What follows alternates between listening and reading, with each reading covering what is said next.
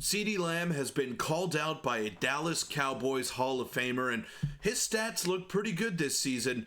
But if you do a deep dive, he's got to be a lot better if the Cowboys want to get to where they want to be. So we'll break that down and much more on this episode of Cowboys Digest.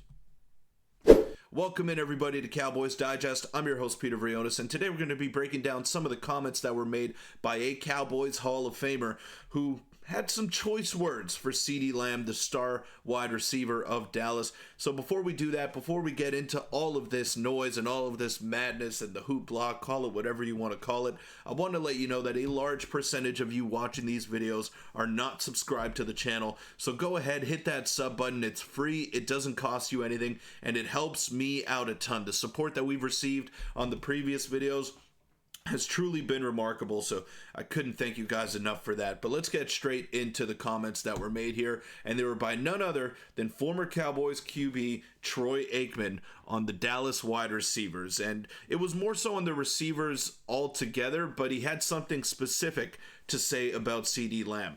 I think the routes are terrible. I think they run terrible routes, and I've thought that beyond this year. I think Ceedee has got to improve in his route running. As a QB, if you're not certain where guys are going to be consistently, it's hard to play the position. I see guys lazy coming off the line of scrimmage. Sometimes they run. Usually if they do, it's because they're anticipating they're going to get the football on that play. But if they're not, they don't.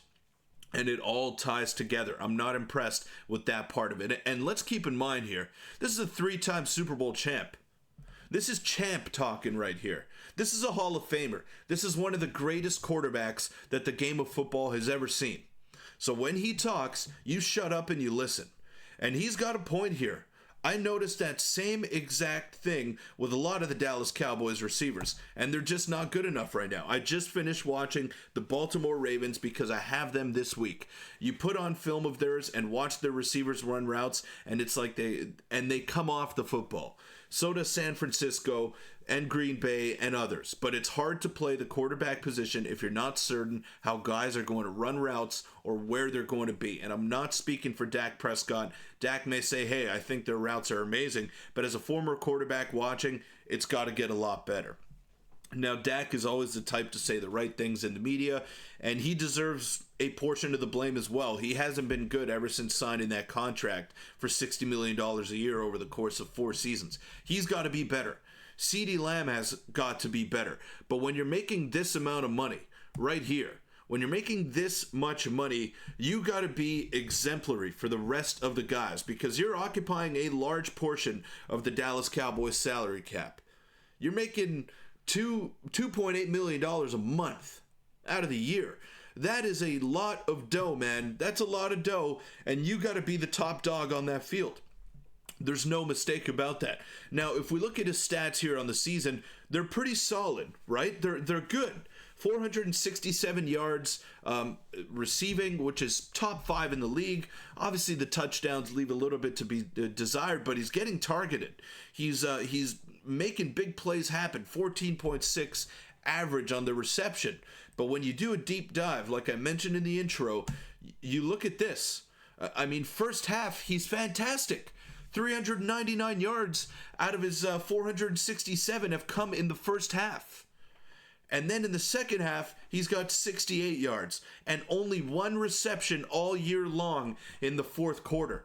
That isn't good enough. Now you could say, oh, but they're down and they're dejected morally and they're trying to get other guys involved. No. When you're down in a football game, you got to throw the football. And sometimes Dak ends the game with 40 to 50 passing attempts. And a lot of that is coming in garbage time because they're trying to fight their way back. So that game where the Baltimore Ravens almost coughed up the lead and allowed the Dallas Cowboys to get back into it, Ceedee Lamb did nothing. He did nothing in that second half. Absolutely zero. So for your stats to look like this, 9 yards in the fourth quarter all season long, that's just not good enough, man. It isn't.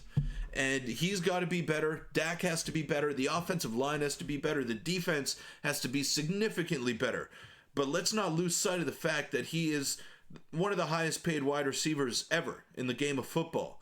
And for him to be throwing fits on the sideline and talking crap to his teammates in between plays, I mean, there's levels of leadership that need to be attained here, and Ceedee Lamb is just not doing any of that stuff.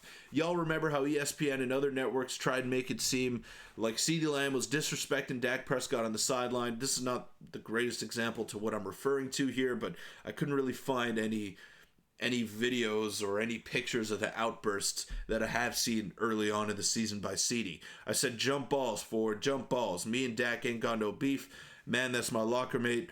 I don't know what they talking about. So I don't think there's anything really to get into between those two. I think they're friends. I think they like each other. I think they have a good rapport together as well. And Ceedee Lamb enjoyed an amazing season last year with the help of Dak Prescott. He was the one throwing him that football. He was the one targeting him early and often.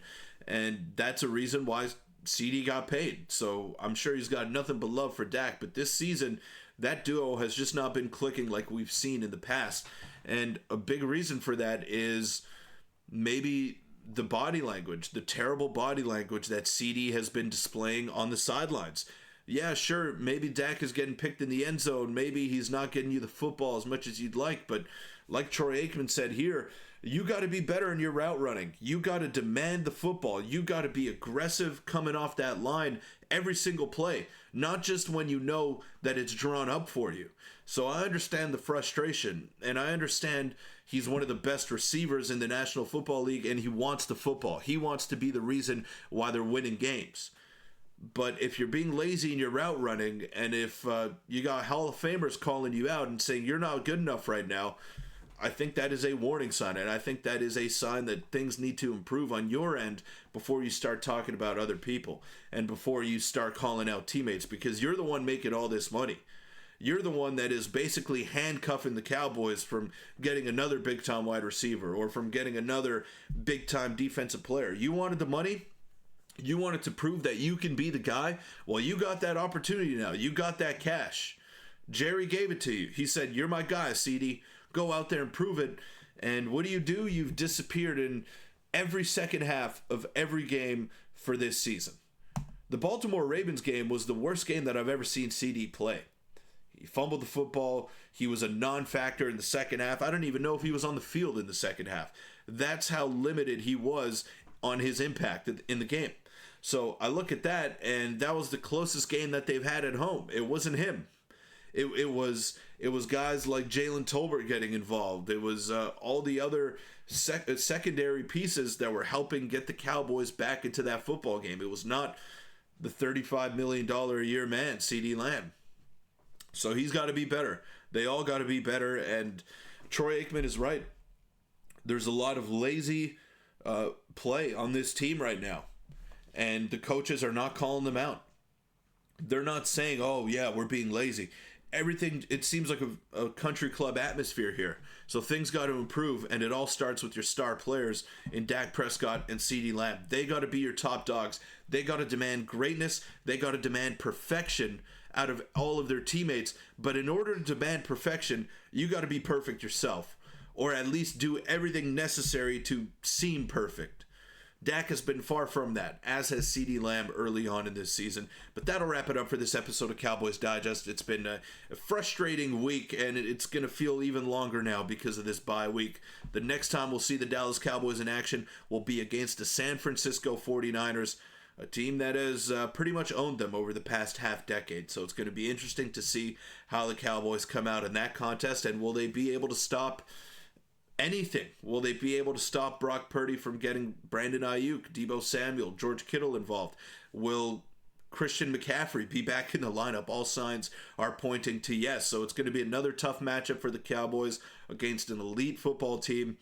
And this is where we see what they're made of, mentally, physically, and how badly they want to win, how badly they want to make the playoffs. I don't know if the sense of urgency is off the charts with this group. It looked like it was against the Pittsburgh Steelers. Nothing was going to deny them from winning that football game, but then they laid an egg against the Detroit Lions. So it's been an anemic sort of performance at home by the Cowboys. They're undefeated on the road, so maybe that's a good thing heading into Santa Clara and Levi's Stadium. But that'll wrap it up for this episode of Cowboys Digest. Thanks, guys, so much for the support. Again, make sure to hit that sub button. We're close to my goal of 2,000 subscribers, so it'd mean the world to me, and I will see you all tomorrow. Go Cowboys.